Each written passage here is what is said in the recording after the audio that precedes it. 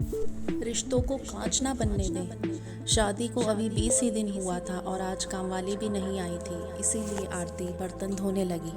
धोते धोते उसके हाथ से कांच का कप नीचे गिरकर टूट गया। कप टूटते ही वह डरने लगी कि उसकी सास अब बातें सुनाएगी। आवाज़ से सास दौड़ती हुई आई और बोली, बेटी क्या हुआ? आरती बोली, माँ पता नहीं, ध्यान रखते हुए भी कैसे मेरे हाथ से कप नीचे गिर गया। सास बोली, बेटी चिंता ना कर, कभी तो फूटा है, तुम्हें चोट तो नहीं आई, और भले ही इसके कितने टुकड़े ही ना हो जाएं, पर मेरी बेटी के दिल के टुकड़े ना हो।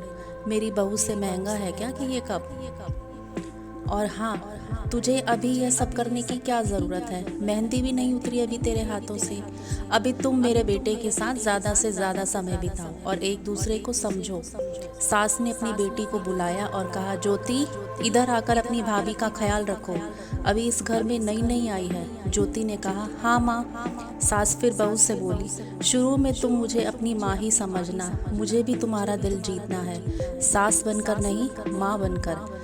देखते देखते आरती की आंखों से खुशी के आंसू आ गए। छलछला गई उसकी आंखें और सास के पैरों में गिरकर बोली, मैंने एक माँ छोड़ी तो दूसरी नई माँ पाई, बल्कि आप मेरी माँ से भी ममता मेरे लिए रखती हो। यदि घर में यह कप टूट जाता तो माँ दो बातें कहे बिना नहीं रहती। रात को आरती की नींद ही उड़ गई। रह रहकर शाम की घटना उसको याद आ रही थी। सास के बारे में उसकी जो भी सोच थी, उसके विपरीत ही अपनी सास का व्यवहार पाया। उसका भी कसूर नहीं था ऐसा सोचना, क्योंकि उसने लोगों के मुंह से बुरी सास के बारे में ही सुना था।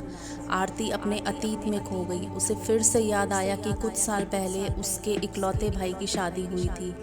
मेहंदी का रंग उतरने से पहले ही माँ ने भाभी को काम की पूरी जिम्मेदारी डाल दी और अपने ही नियम कानून के हिसाब से भाभी को चलने के लिए मजबूर कर दिया। माँ ने भाभी को घर में एडजस्ट होने में ज़रा भी वक्त नहीं दिया। भैया भाभी को बाहर ले जाते तो माँ का मुंह फूल जाता और बोलते कि हर समय भाभी को साथ ले जाने की क्या ज़रूरत है। कभी भी भाभी को खुली हंसी हंसते नहीं देखा। समय के साथ भाभी ने सहना छोड़ दिया और घर में हर रोज़ झगड़ा होने लगा। एक दिन भाभी के हाथ से कांच का गिलास नीचे गिरकर टूट गया। माँ चिल्लाने लगी कि कितनी कीमती गिलास टूट दिया।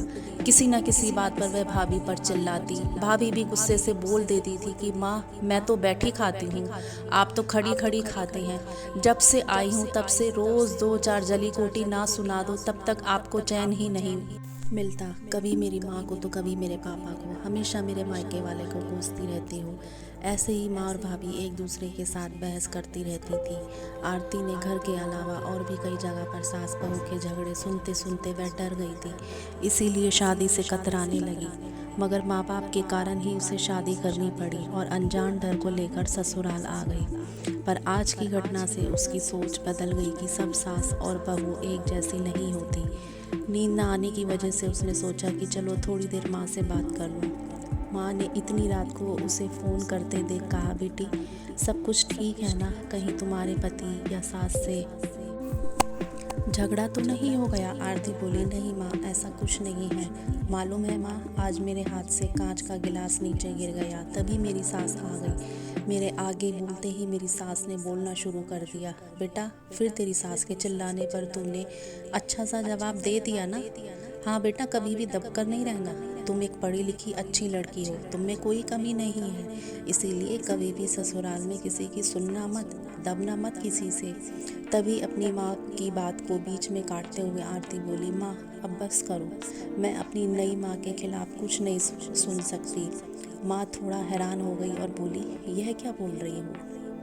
आरती बोली, हाँ माँ, आज मेरे हाथ से जब कप गिरा तो मेरी सास ने बिल्कुल भी मेरे साथ बुरा व्यवहार नहीं किया। और अंत में आरती बोली, अब आप समझ गई ना सारी बात? माँ, एक बात और कहनी थी, आप बुरा तो नहीं मानोगे? उसकी माँ बोली, हाँ बोल बेटा। आरती बोली, माँ, काश आप भी मेरी नई माँ के साथ भाभी की तरह व्यवहार करती तो शायद भैया और भाभी अलग घर में नहीं रहते। मेरी तो शादी हो गई है, भैया जॉब पर चले जाते हैं, अब पापा और आपका ख्याल तो भाभी ही रखेंगी। आपकी असली बुढ़ापे का सहारा तो भाभी ही है। ज़रा सोच करके देखो, अगर मेरी सास भी मेरे साथ वैसा ही व्यवहार करे जैसा आप भाभी के साथ के साथ करती हो तो आपको कैसा लगेगा? भाभी भी तो किसी की बेटी है।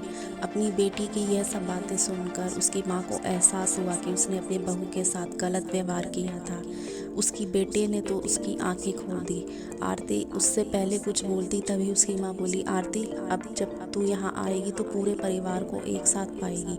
अब फ़ोन रख, मुझे मेरे बेटे बहू की स्वागत की तैयारी करनी है। शादी के बाद नई ज़िंदगी की शुरुआत में अगर आज सास समझदारी से काम नहीं लेती, अपनापन नहीं जताती, तो शायद शुरुआत की नींव ही कमज़ोर होने से पूरी ज़िंदगी आपस में दरार पड़ जाती है। कप को फूटने से कोई ही नहीं रोक सकता, लेकिन प्यार और रिश्ते को टूटने से हम तो रोक सकते हैं। कांच के टुकड़े हो गए पर नए घर के टुकड़े ना होने दें। अपने घर में प्रेम का वातावरण बनाए रखिए, एक दूसरे को समझिए और एक दूसरे की इज्जत करें तो घर स्वर्ग बन जाता है। घर नर्क से स्वर्ग में बदल सकता है यदि बहू सास को माँ मान ले और बहू सास बहू को बेटी मान ले। दृष्टि बदलने से सृष्टि बदल जाएगी और एक औरत ही चाहे तो घर को स्वर्ग बना सकती है और चाहे तो नर्क भी बना सकती है। तो दोस्तों, अगर आप इस इंस्पिरेशनल स्टोरी से दिल को छू गया है और इस कहानी से आपको कुछ सीखने को मिला है तो प्लीज़ अपने दोस्तों के साथ ज़रूर शेयर कीजिए और मेरे चैनल को सब्सक्राइब कीजिए। धन्यवाद।